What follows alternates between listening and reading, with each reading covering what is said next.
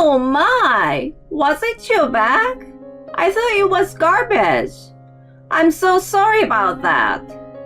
My mother-in-law threw away my bag. I was stunned at the sight of it in the trash can, mixed in with pieces of vegetables and meat. It was badly cut up and disfigured. I could see the utter malice in it. Well, all your belongings are like trash anyway. What's the big deal? I couldn't bear to see you leave your garbage at my front door. As a mother-in-law, I couldn't overlook it. You should be thankful to me. What have you done? It was a bag that I had been treasuring. My husband bought it for me for my birthday. That wasn't it. There were $10 million in it. My name is Chelsea. I'm a housewife. When I got pregnant with my husband Philip, we got married. It was a shotgun wedding. Our daughter Lisa will be 5 years old this year. We have very loving and caring family dynamics. Basically, I'm living a happy life. Except for one thing. That is my mother-in-law's bullying. When my father-in-law passed away a few years ago, my mother-in-law Kate decided to sell the house and moved in with us. In the beginning, she was humble and appreciated everything I did for her. Within a year, her true nature began to emerge. She lectured me about the importance of being frugal and complained that I spent too much at every opportunity. My family depended solely on Philip's income. He earned more than most people his age. We had enough money to live a comfortable life as long as we didn't splurge. We were even able to save money every month. We thought there was no need for us to be frugal. Kate didn't like our way of thinking and interfered in many things. Whenever I bought groceries, she spread them out on the counter before I could even put them in the refrigerator. She compared each item with several advertisements to see if I bought it at the cheapest price. Then, of course, I had to put them away myself afterward. And if something wasn't cheap enough, she even asked me to return it. Since she had been researching the prices so thoroughly, she was able to calculate the total cost of the dishes I cooked. She complained about the high cost per dish, the waste of electricity with the way I cooked, and other tedious details. I once rebelled against her, but she threw all the food in the pot into the trash. It's your fault for not obeying me, that all the food went to waste.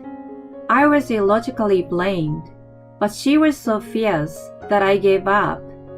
It was not only about the family budget that she complained about, but also about my personal expenses.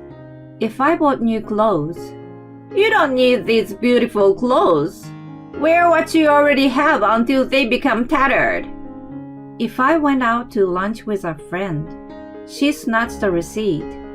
"Next time, go to a cheaper place. Better if you stop eating out and wasting money." That money was the allowance Philip had given me, and I always managed within the budget. I never touched the family expenses for my personal use. If Philip were to complain, that would be one thing, but to have her complain? I had no reason to be scolded by her. The worst was, when I was taking a nap alone on a very hot day, she turned off the air conditioner and opened all the windows. I woke up from the heat and was upset, thinking that it would have been ridiculous to get heat stroke from it. I asked her why she did what she did. "It's obvious, isn't it? You think electricity for you is a waste. When I was your age, we only had a fan." Who cared about the old days? I complained to Philip, but she always put on a good face in front of him and Lisa. He had the impression that she was worse at spending money than saving it. He warned her softly, but he didn't believe me much. She did have a habit of spending money. Contrary to what she always lectured me, she did not practice the same at all. Philip bought her a smartphone when she moved in with us. Until then, she only had a landline. She was excited to have the new phone and quickly mastered its use. She not only shopped her own stuff online, but also bought toys and clothes for her beloved granddaughter. I felt that giving Lisa everything was not good for her.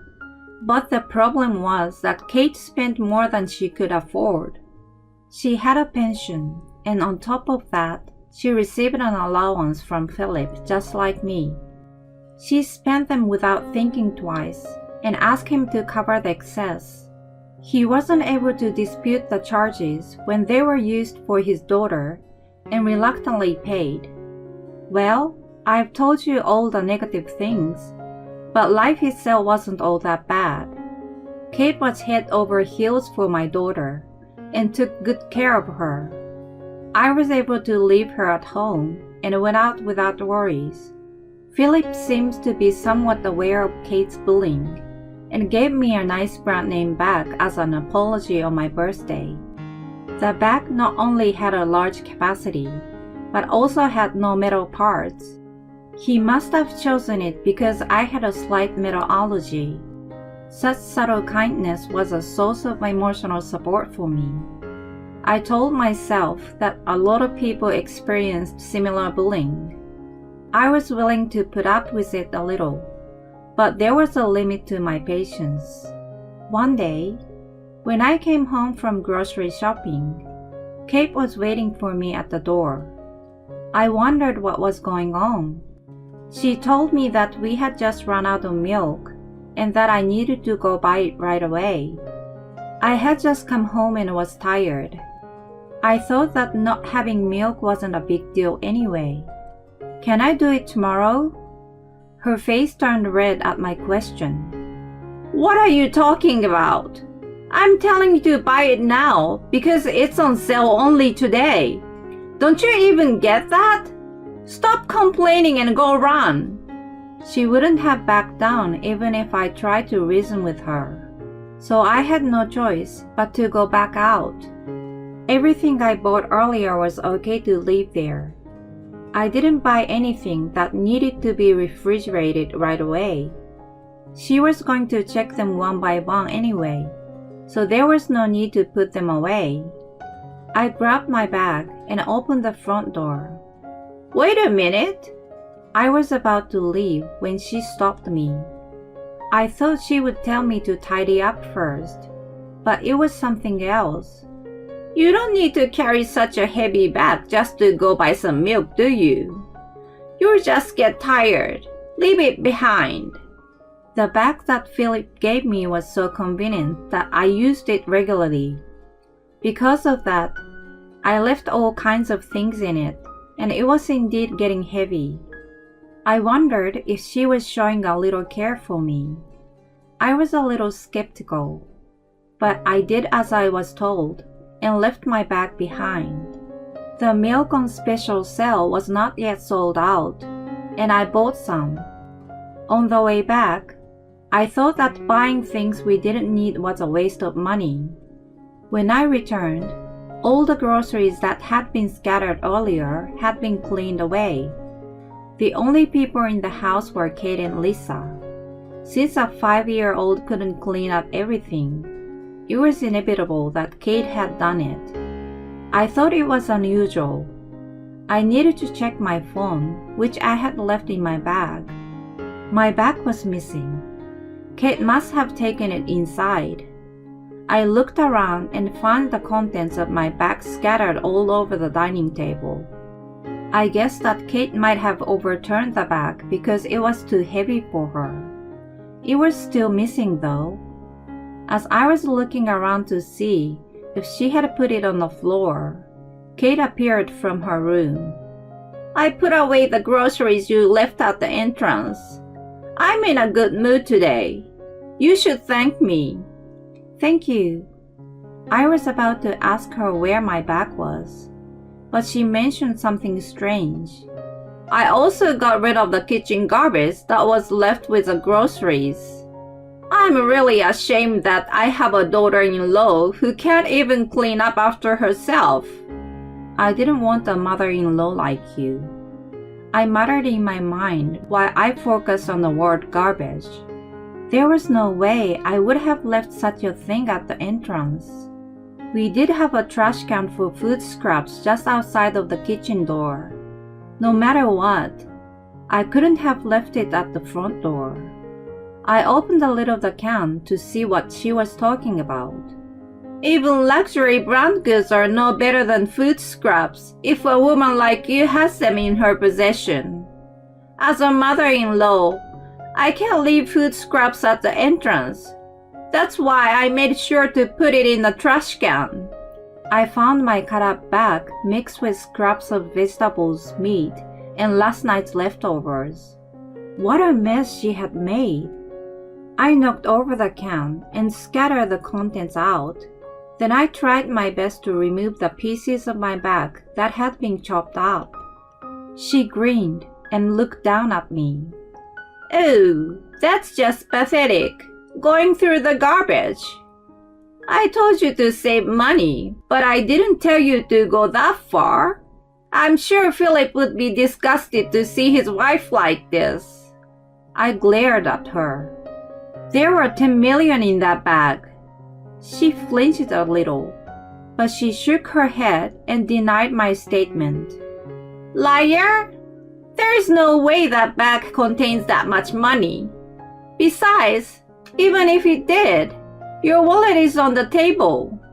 I ignored her fussing and kept going through the garbage to find the pieces of the bag and the scattered pieces of paper.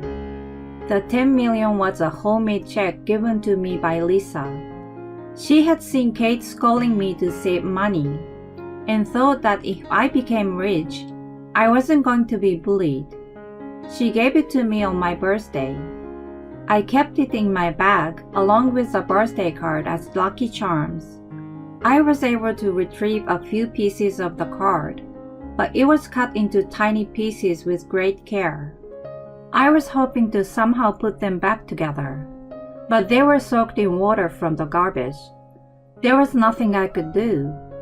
I was so desperate that I didn't notice Lisa standing behind me. I turned around and kept apologizing to her. I'm so sorry. The birthday card and the check you gave me are gone. I was so happy when you gave them to me. You worked hard to make them. Hearing me, Kate finally understood the situation. She regained her composure, feeling relief that she had not thrown away the actual money. Poor Lisa, your mommy is the worst. She easily disregards gifts from her daughter.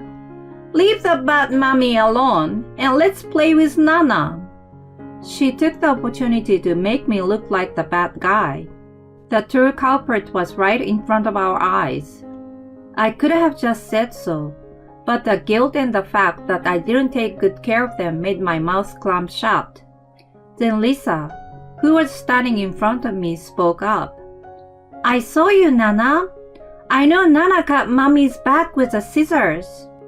While I was out to buy milk, she witnessed everything. Not realizing, Kate must have been joyfully cutting up the bag.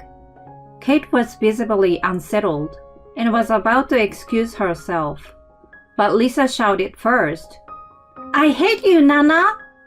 She cried out loud, throwing the toys Kate had bought. The word hate must have stabbed Kate so deeply that she collapsed to her knees. I too exposed with emotions that had been holding back and wailed like a child. Philip returned to such a scene. He freaked out and ran up to us. Then I explained what had happened. He saw the pieces of the bag and Lisa's present all messed up and finally understood the extent of Kate's bullying. I didn't realize that you have been through more than I could ever imagine. I'm sorry. After he apologized to me, he condemned Kate and demanded to tell him everything she had done. According to her, She thought I was having it too easy as a stay-at-home mom at Philip's expense. She wanted to give me a taste of how she used to feel when she was younger. She was familiar with brand name products, and the high price of the bag I had received infuriated her.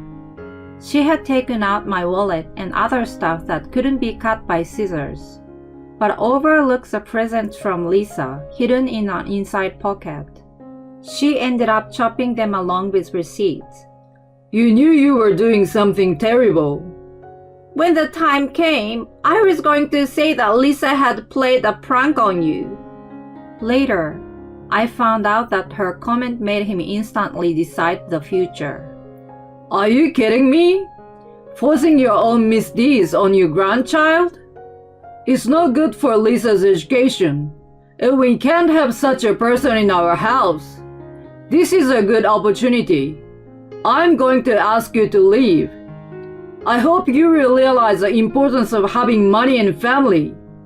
Then he turned to Lisa and me. From now on, the three of us will live happily as a family. We don't have to force ourselves to save any money. We'll have one less person. We can live more luxurious and comfortable lives than ever before. Kate cried aloud behind him, but the decision was never overturned. A week later, Kate moved into a studio apartment that Philip had provided. It was equipped with a bare minimum of appliances, but the room looked old and haunted. We didn't want her to be kicked out and come back to us, so Philip agreed to pay only the rent and nothing more. If she wanted something, she needed to work and enjoy saving money as much as she would like. She now lives a frugal life, working at a job for seniors, and is not able to spend as much money as she used to. She's also on the cheapest phone plan and is using a simple cell phone. When she's at home, she apparently has a lot of free time on her hands. It would be bad if she were to fall ill or something, so Philip goes to check on her once a month. She keeps asking him to bring Lisa with him, so she could spend some time with her. Lisa refuses to see her, and there's nothing we can do about it. The black sheep is gone, and the three of us are living a slightly richer and much happier life together.